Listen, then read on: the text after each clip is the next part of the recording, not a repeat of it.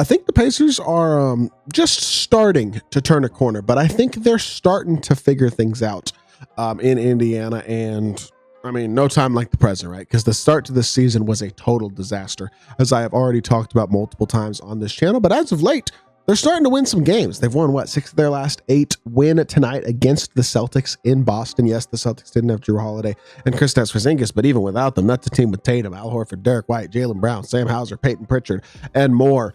That's not an easy win at all in Boston. It's a very impressive win, and in a lot of ways, a really good win. Tyrese Halliburton, no turnovers, 7 assists, 31 points, 11 and 19 from the field. Still didn't shoot the 3 well, but he's had some good games as of late. Seems to be figuring things out in his own right. Just a really good all-around offensive game against a very, very elite defensive Celtics team. It's the type of win that you need if you're going to be a competitive playoff team in the Eastern Conference, and it's the type of win that they're now finally starting to be able to get, that they've been so desperate for so far this season. Before we hop into it, if you haven't already, make sure you hit the subscribe button. Help me push towards the 2,000 subscriber mark on the channel. I'm uploading NBA content every single day. Would really appreciate it if y'all do subscribe. Without further ado, let's hop right into it. Let's just start off with talking about their recent wins. I mean, they're not like unbelievably amazing wins. Phoenix is a good win. Golden State's a good win. Sacramento, I guess, isn't a bad win and in dominant fashion as well. They beat Philly. They beat New Orleans. They beat Boston tonight, obviously, as well. Lose to Oklahoma City in a competitive game day after Christmas, and then on the second night to a back-to-back, they got absolutely decimated by the Celtics, as will happen. That's not the type of loss, especially with the stretch they've had as of late, that I'm super concerned about. Those are arguably the 2 best teams in the league, and so one of them was a really competitive game, and then second night of a back-to-back, I mean, it's going to happen occasionally. I can't really get too angry about a blowout loss to the Celtics in that situation, but as of late, like I'm saying, 6 of their last 8, starting to find their way, which is really important because they were looking like they were in a really rough spot for a while in the Eastern Conference playoff wise. And now they are 2 games out up on the 11 seed. They're, I think, in a pretty decent position for the play-in, though. I feel like the playoff picture is starting to come into focus for sure. And the Pacers definitely look like they are in that 3rd tier of Eastern Conference team. You have your top tier of contenders, which is the Cavs, the Celtics, and then maybe on any given night, the Knicks and the Bucks. And then you have your 2nd tier, which is Knicks and the Bucks on other nights. Orlando, and then maybe Atlanta. You could maybe argue the Heat fall into that category. A healthy Orlando certainly is in that category, if not even higher. But and then you get a 3rd category, which is maybe Miami, Indiana, Chicago, as before they trade everybody. If they trade people, that'll change. But right now, Chicago, Detroit, Philly. That's that next tier of competitive, like play-in type team. But I do feel like they're in a pretty decent spot now. I feel pretty confident in them as a play-in team. They're 7-3 in their last 10 games overall. Like, they're starting to figure things out as a squad, and it's really, really important that happens because, I mean, last year they made the conference finals. If you don't, they don't have to repeat that exactly, right? But if you're not able to build towards that, that's going to put your roster in a rough situation. And with a roster with a lot of young talent, I mean, again, Halliburton, Mathurin, they have some really solid younger wings as well. I really think Jarris Walker's had a good year. There's a team here with, I mean, Pascal and Miles Turner are old. Like, this is a well-rounded, pretty good roster, I feel like, if they can figure things out on both ends of the court. Halliburton's shooting has improved as of late. He's up to 43%, 35% from 3, averaging still only 17 and 8. I mean, last year, or 17 and 8.8. But last year he was at 20-something and almost 11 assists a game. Like, he was clearly a noticeably better player last year, but these numbers are a massive improvement on where they were a month ago. And so that is the type of growth, again, that you needed from a guy who has been slumping massively and really, to start the season, looked nothing like the player that he is expected to be as a franchise guy for the Pacers. And he still had some rough games. I mean, he had 2 points going into the 4th quarter against OKC a few nights ago. But as of late, he does seem like he's been better. Siakam's having just an awesome year, and one of those not talked about awesome years, 52%, 44% from 3, really having a great year efficiency-wise. And so give to Pascal Siakam credit for that. He's having himself an impactful season. Mathurin started the season super hot. As of late, not quite so much, but I think he's definitely finding his role as a complementary piece for a team that has aspirations to try to be competitive. And as long as he is able to play that role to his highest ability, I think they're going to be in a good spot with that. Miles Turner, offensively, really good center. Plays his role well, stretches the floor at a high level on a lot of attempts a game.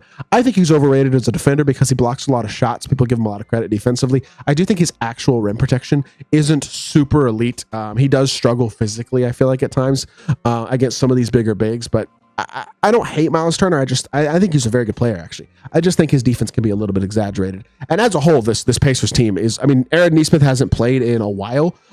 They need him for defense for sure. He's the best defensive wing on the team, and it's not even really a debate. But I really like just what Jarace Walker has provided recently as well. He's a guy who is shooting the 3-ball well, shot it well as a rookie, shooting it well now, has been getting more minutes as of late, and I think he is a very good point of attack defender in his own right. He goes for 12 points, plays 25 minutes tonight, is turning into a key rotation piece for this team, and that's what you envision when you draft a guy in the top 10 in the NBA draft. Jarace Walker has now turned into that, and I think is having himself a super solid second season as well. And then obviously you have guys like TJ McConnell, Ben Shepherd. I like the addition of Thomas Bryant as well. When James Wiseman and Isaiah Jackson both tore their Achilles, bringing in a solid veteran backup big who I think Thomas Bryant, the fact that he hasn't really had a role these last couple of years in the league is kind of crazy to me because I actually think he's a pretty good player. And I mean, he's not a great elite backup big, but he's a good one. He'll get the job done. And he had another solid game tonight as well. He's going to play his role in his small minutes per game at a pretty high level. So I like this roster. I really do. I think they're pretty good, and I feel like they're figuring themselves out. Once they get Aaron Nesmith back, if they can keep everybody healthy, this is a legit 10-man team. Obviously, if you add Aaron Nesmith to the other 4 guys on the bench than their 5 starting lineup, I find it interesting to see what will happen with their starting lineup because Nesmith was a starter. Will he be when he gets back from injury? I'm not totally sure. But either way, I mean, for the season, they've been a really bad defensive team, and that's the area they're going to have to continue to clean up on if they want to be elite. Offensively, they're not where they were last year by any means. I mean, keep that in mind. They're at 113 this year in terms of offensive rating, which is 10th in the league. Last year, they were, offensive rating-wise, the second best team in the league at 120.5. So they're 7 points per 100 possessions worse this year on the offensive end of the court. Obviously not great, and that's a number you hope progresses in the right direction. But the defensive rating is the problem. 23rd in defense. They're clearly not an elite defensive team. Puts their net rating, but between those two stats, at a negative and 19th in the league, negative 2.4. Again, really rough start to this season, but the fact that they're starting to figure it out now is really important, and I think it's the type of stuff that they can build on. I mean, if you can build Tyrese Halliburton's confidence back up and get him playing back at an all-star level at the point guard position, Ben Mathurin and guys like that, Jarace Walker can continue to find their roles and develop.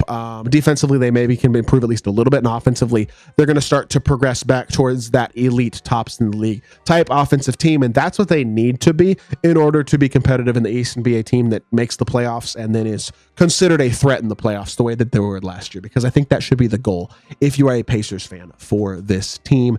And look, I mean, I really do like this team. Like I said, Siakam's having a great year. Andrew Nembhard, he's missed some time to injury, but he's having a really good year as well. Very impactful. Ben Mathurin's been awesome. Halliburton, his impact hasn't been insane, but again, that's kind of what you're not shocked by that on a down year. Jarace Walker being the worst player on the team in terms of plus minus is a figure that doesn't really make a ton of sense to me based on what I see when I watch him play, but maybe I just haven't watched the Pacers enough and watched Jarace Walker closely enough to know there might be some stuff there that I'm definitely missing about him as a player. If you're a Pacers fan and you know what that is, feel free to leave a comment, but I actually think he's been pretty good as well. Overall, I really do like this team. I think they're building stuff in the right direction, and after a disastrous, and I mean disastrous, start to the season, do I think they are a contender in the East? Absolutely not, but do I think they will make the playoffs and be a solid playoff team? In all likelihood, yes, and I mean, again, they're only a game and a half back of the 6th seed, 2 games back of the Hawks. Like, it's not impossible they could be a top 6 seed. We got a lot of season left to go, and the Pacers are starting to play better, so give them credit for that. I was bashing them early in the year, so I feel like I got to give them credit with an impressive win over Boston and with the way they've been playing recently. So with that being said, I hope y'all did enjoy the video. If you did, make sure you hit that like button, leave a comment, and subscribe. I will be back with more NBA content very, very soon. I appreciate y'all. Peace.